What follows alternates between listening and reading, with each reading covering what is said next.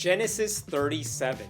It is finally time for the source material for your 8th favorite musical and the bane of high school theater kids everywhere, Joseph and the Amazing Technicolor Dreamcoat. Remember how we spent several chapters talking about Jacob and his wives and his other wives and his babies, and then we spent literally one chapter catching up on Esau's unmemorable descendants? Even the Bible people are bored with Esau because we are going right back to Jacob's life.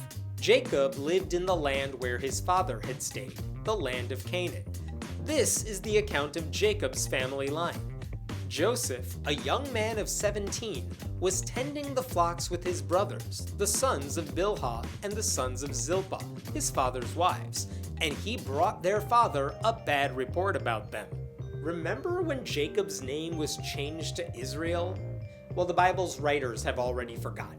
They've also forgotten that Bilhah and Zilpah are slaves because we're now calling them wives. I mean, that's a good change. They deserve it, but I don't get why it's happening now. And I honestly had no idea our first introduction to Joseph would be that he's a tattletale. He was doing work with his brothers and then complained to daddy about them. You're 17! Just take care of the issue yourself and stop whining about it. What were they doing that Joseph found so disturbing? We're not told. Leave your best guess in the comments. Now, Israel loved Joseph more than any of his other sons because he had been born to him in his old age, and he made an ornate robe for him.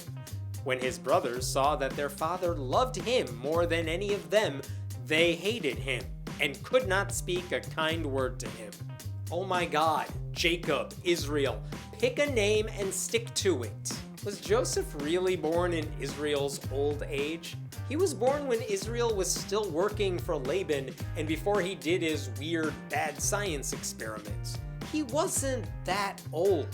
Joseph isn't even his youngest kid. In Genesis 35, Israel had another son named Benjamin. Remember? The Bible doesn't.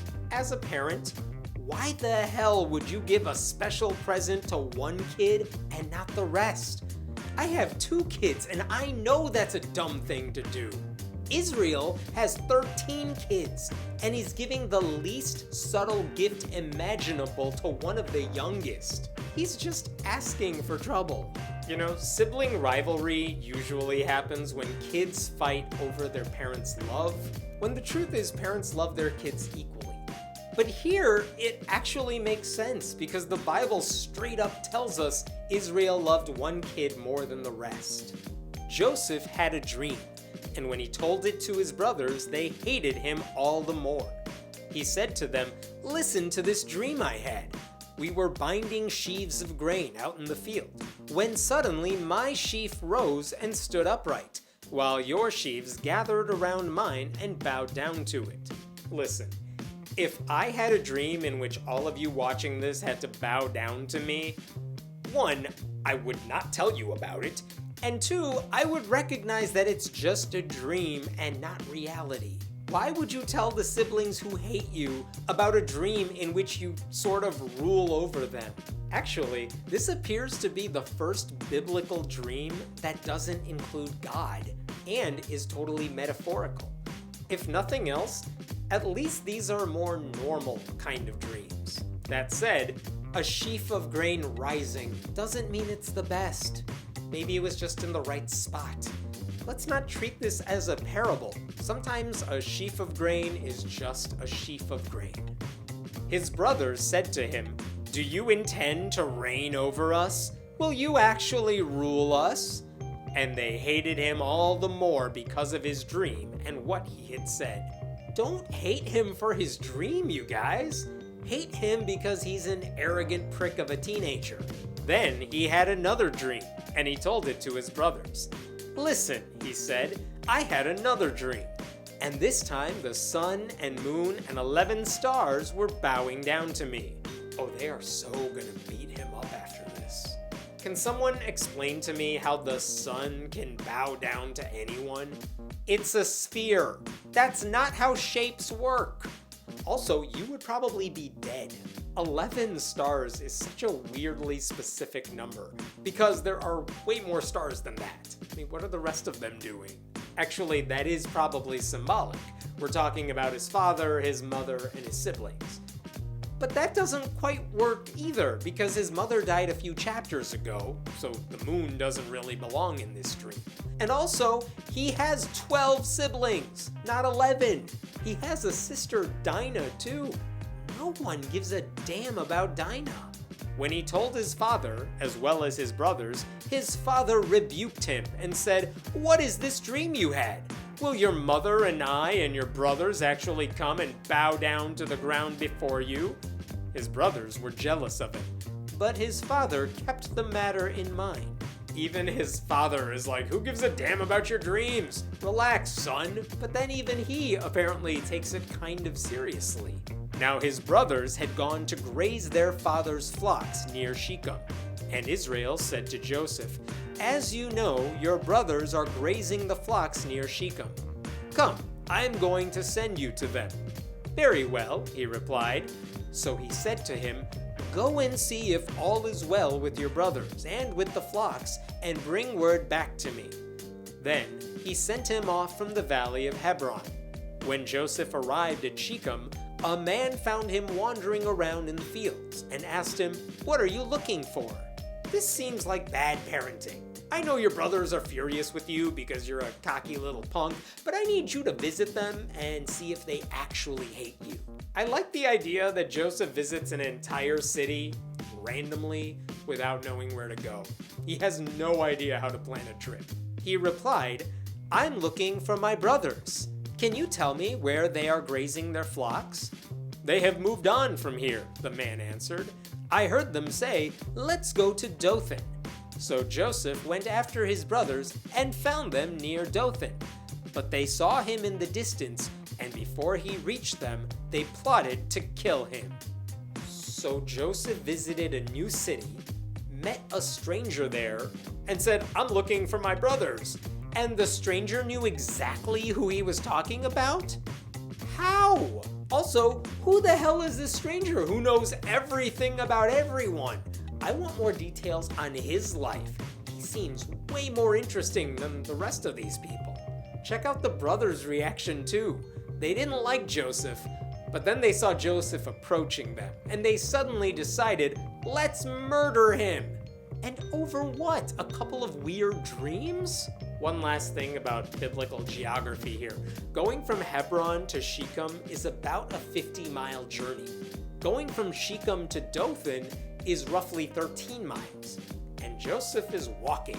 I mean, these are very long trips. "Here comes that dreamer," they said to each other. "Come now, let's kill him and throw him into one of these cisterns and say that a ferocious animal devoured him. Then we'll see what comes of his dreams." A cistern is a water tank. You're welcome. And what sort of accusation is this? "Let's kill Joseph because he's a dreamer." Do those brothers never dream? That's like saying, "There's Joseph. He sleeps at night, therefore he must die." Dreaming isn't the problem here. It's what people do with their dreams. And Joseph hasn't even acted on them yet. So, maybe calm down with the murder fantasies. Which brother came up with the idea? I mean, someone had to suggest it first. You know that's gonna lead to some very awkward Thanksgiving dinners in the future. It was probably Simeon or Levi, since they committed genocide a few chapters ago after all those men got circumcised.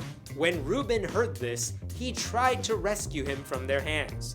"Let's not take his life," he said. "Don't shed any blood. Throw him into this cistern here in the wilderness, but don't lay a hand on him." Reuben said this to rescue him from them and take him back to his father. Well, that's nice of Reuben. He's the one brother who thinks murdering Joseph is going too far. Reuben, the nice guy, just wants to throw Joseph in the water tank until no one's looking and he can save Joseph and take him home and be the hero. Look at him trying to become his father's favorite son. So when Joseph came to his brothers, they stripped him of his robe, the ornate robe he was wearing, and they took him and threw him into the cistern. The cistern was empty. There was no water in it. If you had an ornate robe, Why would you wear it when you're visiting your brothers who are working in the field? If you're going for a nice jog, you don't wear a tuxedo. I guess Joseph is lucky though. They threw him in a water pit that just so happened to be empty. So, that worked out. What was he wearing under the robe? Anything? Nothing. As they sat down to eat their meal, they looked up and saw a caravan of Ishmaelites coming from Gilead. Their camels were loaded with spices, balm, and myrrh, and they were on their way to take them down to Egypt. Forget the Ishmaelites for a second. These guys just threw their brother in a water tank, left him for dead, and then thought, "We're hungry, let's have lunch." Judah said to his brothers, "What will we gain if we kill our brother and cover up his blood? Come, let's sell him to the Ishmaelites and not lay our hands on him. After all, he is our brother, our own flesh and blood." His brothers agreed. "You guys, we shouldn't kill our brother. He's family. Let's just sell him into slavery and make some cash." All these brothers are so easy to influence. One guy says something and the rest just go along with it right away. They're selling him to strangers because he had a couple of dreams they didn't like and he's kind of annoying. Complete overreaction. So when the Midianite merchants came by, his brothers pulled Joseph up out of the cistern and sold him for 20 shekels of silver to the Ishmaelites, who took him to Egypt. If you're like me, you're wondering if 20 shekels of silver is a good deal. It's hard to make sense of the biblical economy, but in the book of Exodus, right after this, there is a passage that says if a slave is killed by a bull, a literal bull, you owe the slave's master 30 shekels of silver. So it sounds like this is a pretty bad deal. And of course, Judas sold out Jesus for 30 pieces of silver too. But these brothers will sell Joseph for 20. And if they split that cash between them, they each get about 2 shekels.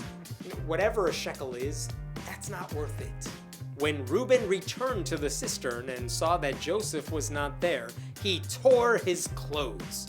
He went back to his brothers and said, "The boy isn't there. Where can I turn now?" He tore his clothes? What, like the Hulk? What's the point of that? I've never been so angry that I ripped my shirt.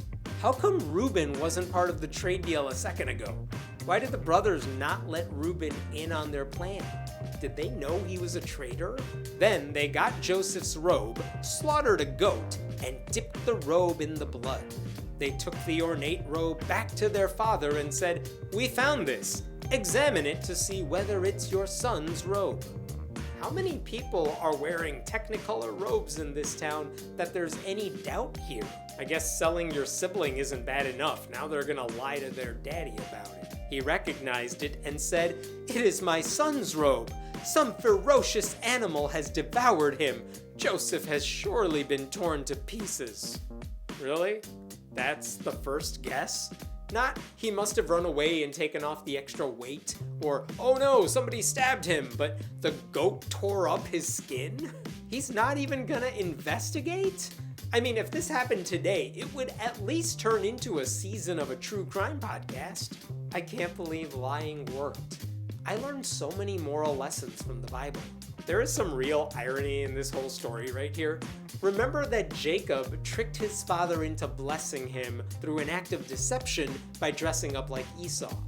And now Jacob's kids are tricking him through their own act of deception. Karma. Fake history doesn't repeat itself, but it does rhyme. Then Jacob tore his clothes, put on sackcloth, and mourned for his son many days. All his sons and daughters came to comfort him, but he refused to be comforted. "No," he said, "I will continue to mourn until I join my son in the grave." So his father wept for him. Again with the Hulk-like clothes ripping? Really? And look at these brothers trying to comfort their father when they know Joseph is alive. The whole family is so messed up. Also, that just said all his sons and daughters came to comfort him. But as far as we know, there's just one daughter, Dinah. The Bible writers care so little about Dinah that in this chapter alone, they've said there are 0 daughters and there are daughters plural. Neither is correct. There's one. How hard is it to remember one of the only biblical women with a name? Meanwhile, the Midianites sold Joseph in Egypt to Potiphar, one of Pharaoh's officials, the captain of the guard. For how much? Did they get a good deal? That's all that matters here. I swear if the next chapter is a pseudo-genealogy listing everyone who bought and sold Joseph, I am ending this series immediately.